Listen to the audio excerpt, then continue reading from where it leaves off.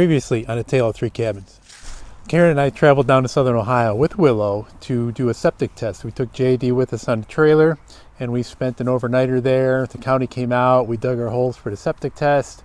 Everything went okay. Quick turnaround, we left early in the morning, hooked up the trailer, got back on the freeway.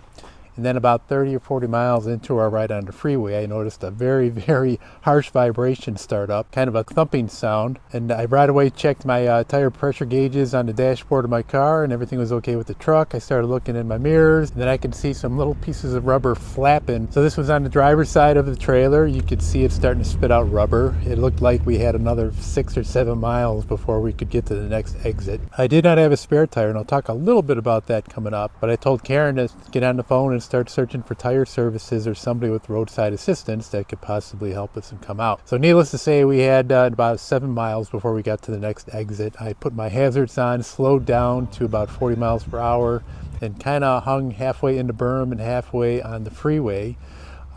If I did have a spare, I wasn't going to pull over and try to change it on the freeway side anyways. To me, that's just too dangerous for a cheap $79 trailer tire. So we limped it all the way to the exit. Karen had made a couple calls on our way there, and we found 2 places that just flat out said they were too busy, they couldn't take care of us. And then we found a mechanic shop that was another 2 miles once we got off the freeway. You've already driving on it. Yeah. But the parts store, they sell trailers.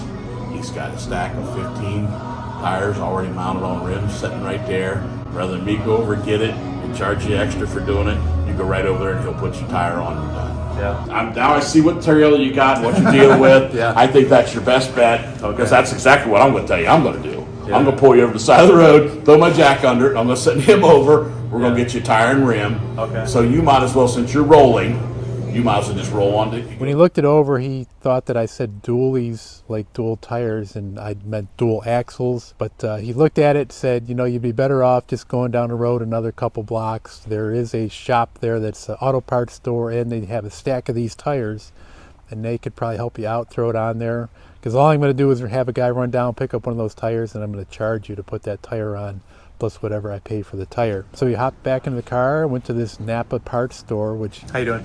Good, you? I lost a tire on my trailer. I think it just needs a patch.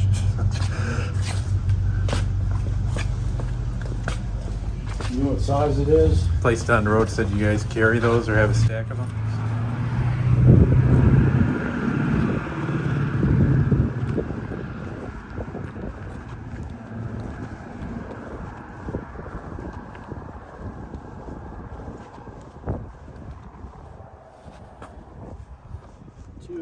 That's just a bias, okay?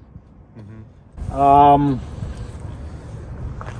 You'll have to bear with me just a little bit because I'm short of help today, but I don't know if you'd want to back up when it's clear and then just pull your truck up next to the Jeep, but leave the trailer on the cement. But I'll get to it here as soon as I can. But back up. Well, I just thought if you backed up, you could. Okay. Came out with the tire. We decided that I was just going to get another bias ply tire put on there. At the time, I didn't know if he just wanted to take that rim and try to put a tire back on there. The way he was talking about customers being so busy, he already had a stack of tires with the rims and tires all set to go for trailers. He had the same size that this trailer needed. So we decided just to put the bias ply tire on for now.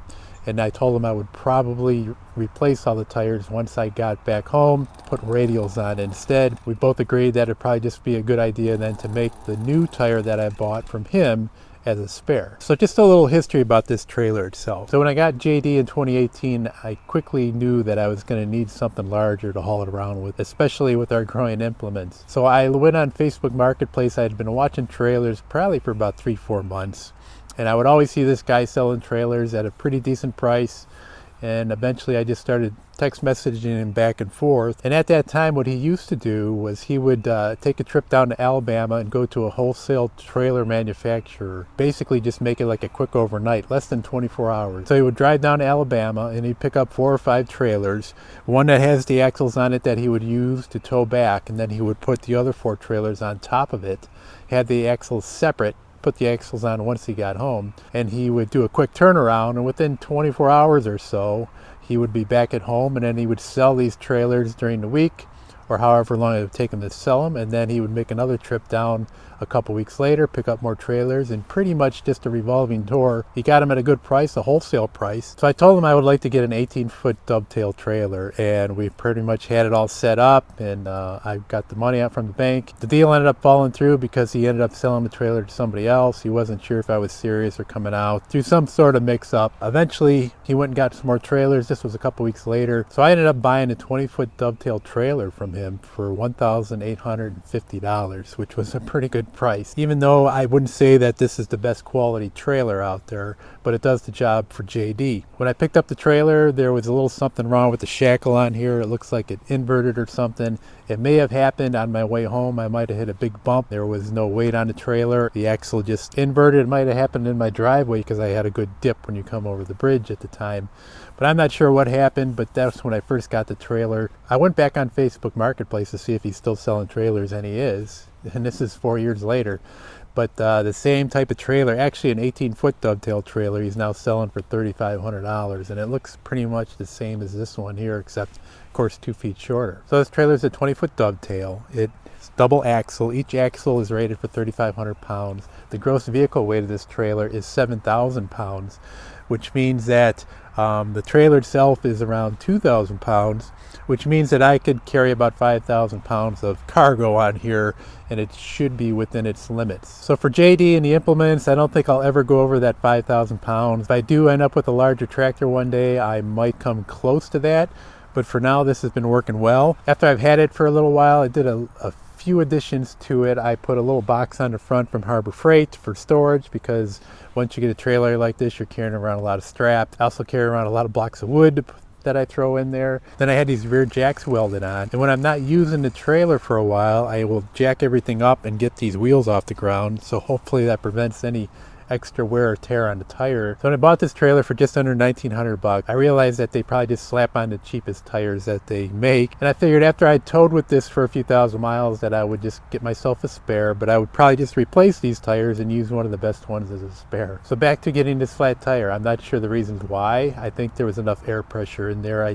I did not check it just before I left, but I had checked it probably a week or two just prior to us loading up the tractor. I don't know if I hit a nail. I don't know if there was a defect. I don't know if it just heated up for some reason. I'll probably never know. I guess it's just the nature of the game when it comes to these trailer tires.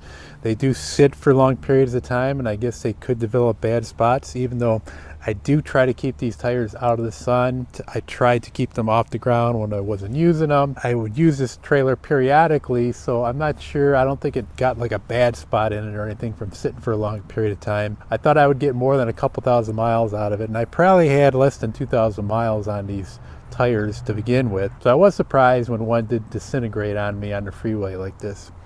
So we go back to the Napa store now, and we did test all the other tires to see what the air pressure was, and 2 of them were about 5 pounds low compared to what's supposed to be in there. So I'm not sure if it was an air pressure issue or not, but it doesn't seem like it appeared to be. The trailer was not overloaded at all, probably with JD and the attachments that I brought at the time. The tractor itself was no more than 3,000 pounds, so I can't think that was an issue. My friend Don said don't mention to your viewers that you didn't have a spare with you. They're going to beat you up on the comment section. But I want to tell everybody exactly what happened here, so maybe it'll make you think if you're towing something, maybe you're in the same boat as I do where you don't have a spare tire with you.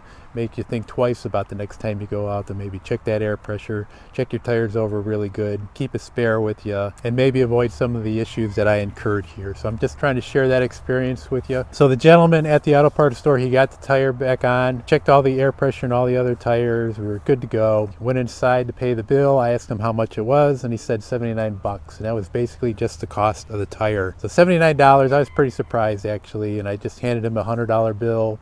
And I said, let's just call it even. I appreciate you helping me out and getting me squared away in a timely manner. Got the trailer home, and then I started calling around some tire shops looking for new tires for the trailer. Those are bias plies, and I was wondering if I should maybe have radials on there. Most definitely. Okay, if you go with a Kenda Lodestar radial, replace all 4 of them, you'd be looking at 480, 315. But it's going to give you a weight carrying capacity of 8,600 pounds. Okay.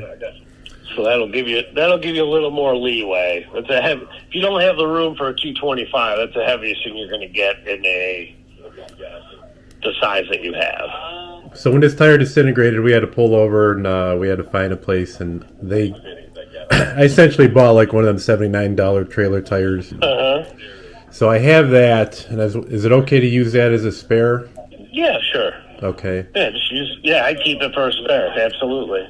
Doesn't matter if it's by supply or... You're just using it for an emergency. It is what it is. Yeah. And it might be easier for me just to pop the tires off and just bring them to you guys. That's fine too. Okay. That'd be actually easier for us as well. Maybe you guys can determine the one that disintegrated if that rim is still good.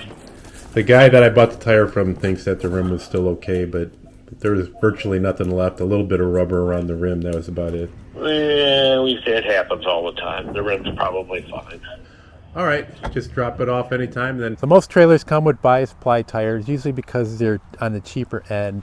And bias ply tires are basically more meant for heavy loads, but for local driving. They don't do well on the freeway on long distances. They tend to heat up, and maybe that's one of the issues that I had. But basically a bias ply compared to a radial is that the layers of the tire are in 32-degree angles in the direction of travel. Where a radial tire, the layers are at 90-degree angles. One is better for long distances, sidewalls aren't as strong. Bias plies are better for local driving with heavier loads. Radial tires tend to run cooler compared to bias ply tires. So if your trailer sees mostly country roads, slow speeds, rough terrain, maybe you don't use it frequently, you're probably best with a bias ply tire. But if you're going to be traveling on highways, long distances, your best bet is to get a radial. And then you definitely do not want to mismatch your tires. You want to keep them the same brand, the same age, the same size.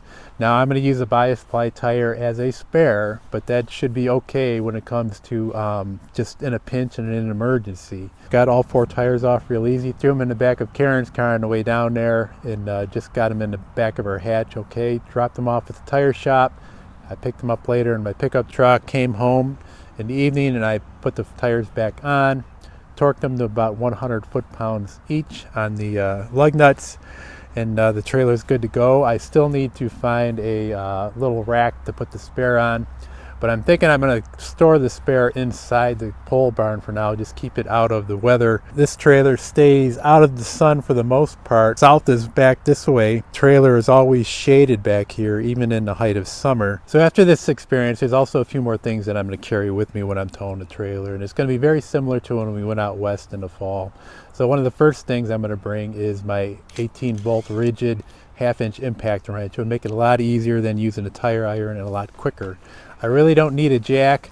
I thought about bringing a bottle jack, but I have these jacks on the back, but I don't know how well they would perform when I have a load on the trailer. So I'm thinking that I would still bring a bottle jack with me just in case.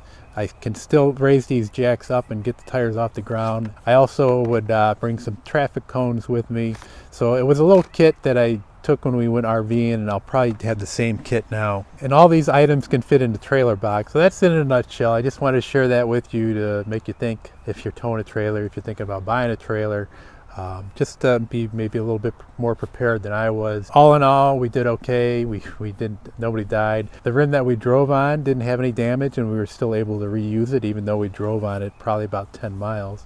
So just keep that in mind if you're running on your rim and you're worried about destroying your rim. Didn't see any sparks. There was still a good bead of rubber around it, even though most of the tire was gone. Okay, so that's going to do it for today. I appreciate everybody watching. Hope you enjoy and subscribe to these videos. Click on that little bell when you want to know when a new one is coming out. And keep an eye on us. Take care, everybody.